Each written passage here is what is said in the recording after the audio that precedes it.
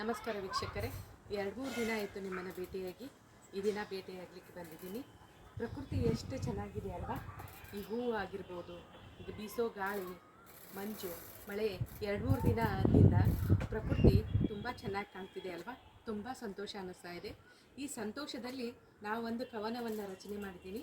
ಆ ಕವನದವನ್ನು ನಿಮ್ಮೆದುರಿಗೆ ವಾಚಿಸ್ಲಿಕ್ಕೆ ಇಷ್ಟಪಡ್ತೀನಿ. ಕವನದ ಶೀರ್ಷಿಕೆ ಅನಿಸುತ್ತಿದೆ.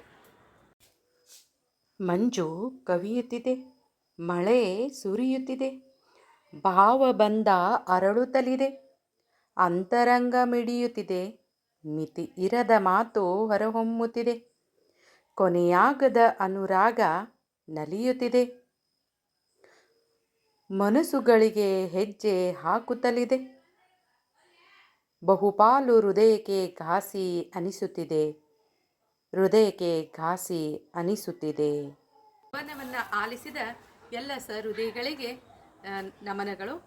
ಮತ್ತೊಂದು ಕವನದ ಮೂಲಕ ಮತ್ತೆ ಭೇಟಿಯಾಗೋಣ. ಧನ್ಯವಾದಗಳು.